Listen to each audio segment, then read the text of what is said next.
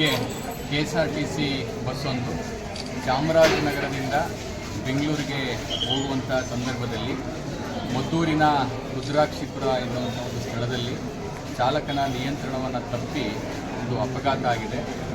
Bus ಉಲ್ಟಾಗಿ ಬಿದ್ದಿದ್ದರಿಂದ ಸುಮಾರು 33 ಜನ ಗಾಯಗೊಂಡಿದ್ದಾರೆ.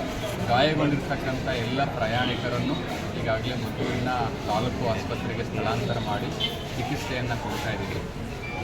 ಅತಿ ಅವಶ್ಯಕ ಇರತಕ್ಕಂಥ ಏನಾದ್ರು ಹೆಡ್ ಇಂಜುರೀಸ್ ಇದ್ದರೆ ಅಂಥವ್ರಿಗೆ ಬೇರೆ ಆಸ್ಪತ್ರೆಗಳಿಗೆ ಬೇಕೆಂದರೆ ಕೂಡ ಅಲ್ಲಿ ಕೂಡ ರೆಫರ್ ಮಾಡ್ತಾ ಇದ್ದೀವಿ.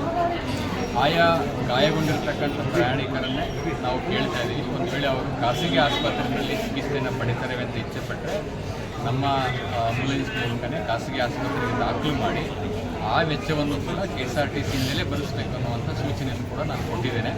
ಹಾಗಾಗಿ ಅತಿ ಹೆಚ್ಚಿನ ಚಿಕಿತ್ಸೆ ಯಾರಿಗಾದ್ರೂ ಅವಶ್ಯಕತೆ ಇದ್ದರೆ ಅಂಥವ್ರಿಗೂ ಕೂಡ ನಾವು ಖಾಸಗಿ ಆಸ್ಪತ್ರೆ ಕಳಿಸ್ತೀವಿ. ಭಾಳ ಮುಖ್ಯವಾಗಿ ನಿಮ್ಸ್ ಆಸ್ಪತ್ರೆಗೂ ಕೂಡ ನಾವು ಸ್ಥಳಾಂತರ ಮಾಡೋಕ್ಕೆ ಹೇಳಿದ್ದೀವಿ. ಈಗಿನ ವಸ್ತುಸ್ಥಿತಿಯನ್ನು ನೋಡಿದರೆ ಕೆಲವರಿಗೆ ಸಣ್ಣ ಪುಟ್ಟ ಗಾಯಗಳಾಗಿದೆ. 2 ರಿಂದ 3 ಜನಕ್ಕೆ ಹೆಡ್ ಇಂಜುರಿ ಆಗಿರ್ತಕ್ಕಂಥದ್ದು. ಹೆಡ್ ಇಂಜುರಿ ಆಗಿರೋಂಥವ್ರನ್ನ ನಾವು ಮಾತ್ರ ನಿಮ್ಸಿಗೆ ಅಥವಾ ನಿಮಾನ್ಸ್ಗೆ ಕಳಿಸ್ಕೊಡ್ಲಿಕ್ಕೆ ವ್ಯವಸ್ಥೆಯನ್ನು ಮಾಡಿದ್ದೀವಿ. ಸರ್ ಸಾವೇನಾರಾಗಿದೆಯಾ ಸರ್? ಸರ್ ಆಮೇಲೆ ಎಕ್ಸಾಮ್ ಇದೆಯಂತಲ್ಲ ಸರ್, ಅವ್ರಿಗೆ ನೀವು ಬೇರೆ ವ್ಯವಸ್ಥೆ ಮಾಡ್ಕೊಡ್ತೀರಾ ಸರ್? ಅದು ಎಷ್ಟು ಮಕ್ಕಳಿದ್ದಾರೆ ಒಂದು ಪಟ್ಟಿ ಮಾಡಲಿಕ್ಕೆ ಹೇಳಿದ್ದೀನಿ.